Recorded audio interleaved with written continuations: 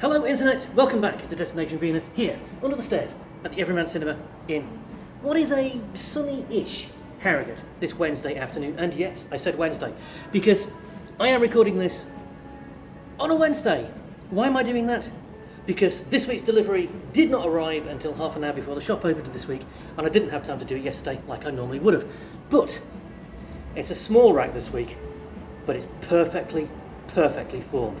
Let's take a look. What we have is issue 5 of Basilisk, which has been a stunning sort of horror, revenge, justice, friendship kind of tale.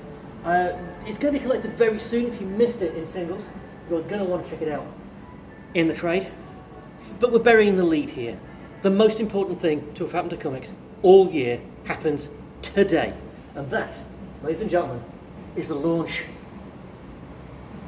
of Batgirls. The greatest characters in the whole of DC, united at last under the same pointy ears. We're not talking about Spoiler and Orphan anymore. Cassie and Steph are both officially Batgirl, and Barbara's in charge. What could be better, seriously? The art is, we're going to go with idiosyncratic. I rather like it. It's an irreverent, anarchic kind of style, which sort of suits what I've seen of the book so far. So, all things considered, a stunning debut from the entire team, whose names I'm not going to read out because it'll take forever. But you want to check that out. It's a stunning issue 1. Batman's adventures continue in the animated series world, and I Am Batman continues. Batman Urban Legends, quite a moving scene in this. Obviously Tim Drake came out as by several months ago now, in issue 6 of this very fine publication. This is the first chance he's had to talk to Batman about it, and Bruce is surprisingly insightful, I think is where I'm going with that. So, another fantastic instalment in the Urban Legends series, which has been much better than I expected it to be, if I'm honest. Batman's Scooby-Doo mysteries continue. Issue 9 of 12 hits the rack today. And Black Manta's adventures are coming to a close. This is issue 4 of 6 hitting the rack this very new comic book day. Keanu Reeves continues to pretend to write comics. It says a lot that Matt Kint's name is on this cover, because one's a movie actor and one's actually a writer of comics. But, however cynical I want to be about the authorship of this, and I don't doubt that Keanu Reeves came up with the story, this is an astonishingly cool book. I was very cynical when they kickstarted a Keanu Reeves helmed comic, but honestly, it's kind of worked. So that will show me, I guess. From Boombox we have a new number 1. This is Bookhead. I've only flipped through it, as I say, that the delivery only arrived like literally as I was having to leave to come to the shop, so I've not read anything on this week's rack yet. But that looks good. I like what I've seen of it so far. You can probably expect that to be a pick of the week, and you can probably expect this to be a pick of the week. Buffy, the last vampire slayer. I'm the wrong age for Buffy, and I love it anyway. I was in my late 20s when Buffy premiered. I did not grow up with it, but I love the series anyway. And I've loved what's come next. This projects the story of Buffy into the future. Apologies for the background noise. There is a reason it's easier to do this at home. So we're looking at a Buffy in her 50s. There are no other Slayers left. Just her, on her own, standing against the tide of vampires, as she was meant to do. Cracking stuff. Really looking forward to reading it. Defenders hits issue 4. I think this is the last issue. Oh no, it isn't. There's at least one more. But Doctor Strange has been dying in the comics now for ages, so he's not going to be able to be a Defender for very much longer. Another instalment in the Demon Days saga. Peach Momoko comes back with Demon Days Rising Storm. These just look so beautiful. Look at that art, come on. The Eternals hits issue 8, Excalibur hits issue 26. Whoever thought Excalibur would last 26 issues? And then we get seasonal on it. 'Tis the season to be freezing. As DC get all festive with an anthology of wintry stories for the holiday season. These are actually usually pretty good, so if you're feeling festive, this could be the thing for you. Future State Gotham hits issue 8. Harley Quinn's Eat, Bang, Kill tour continues to impress and is rolling on to issue 4 now.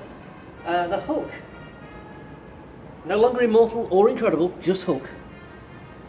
Issue 2 of the current run, with Ryan Otley on art, and do you know what? I take back everything I said about Ryan Otley when he was drawing Spider-Man. Didn't like his work on Spider-Man at all, but this is amazing. I don't think there's ever been an artist more perfect for the Hulk. So, if you didn't pick up issue 1, I think we still have a couple of copies left. Jump on board. Okay, there's never been a better time to be reading the Hulk. Then we have the Joker hitting issue 10 and his puzzle box hitting issue 5. Justice League Infinity continues to be a weird Justice League spin-off and has hit issue 6. I'm unclear why there are so many Justice League spin-offs right now, but there are, so there you go. Great time to like the Justice League, I guess. Magic the Gathering hits issue 9. Pennyworth gets all patriotic for issue 5. Primordial continues to impress. This is very weird stuff from Jeff Lemire, but then it always is from him. It's a great story. I've got no idea where it's going. But the espionage and the weirdness just keeps ramping up. And it's all the sci-fi espionage strangeness you could possibly want. Robin and Batman. Last time this issue 1 came out, I filed it under B. I finally managed to file this one under R. Again, Jeff Lemire, who seems to be writing everything these days, but it's beautifully, beautifully done. Miles Morales' Spider-Man hits issue 33. The Amazing Spider-Man hits issue 81. Star Wars The High Republic hits issue 12. Can you believe it's been a full year since that launch? The Strange Academy comes to an end with issue 14. This has been a great run. If you missed it, you want to check out the trades. Scotty Young is an absolute genius, and Humberto Ramos on art was perfect, just perfect. The Thing hits issue 2. Tom Riley's art is a thing to behold. Kirby-esque without ripping off Kirby, very, very nice indeed. Then we have Wastelanders Wolverine, issue 1. I haven't read the comic. The podcast set in the Wastelands is excellent. Check out Marvel's Wastelanders Old Man Hawkeye, which is dropping weekly as we speak. Completely free, costs you nothing. Actually, really great audio drama. This looks like it's going to be quite a lot of fun. And I'm liking the art, and I'm going to show you that because there's a nice little trailer for Shulky as well. Witchblood, it's issue 9. Again, if you missed this in singles, you absolutely need to get the trades because Witchblood is amazing.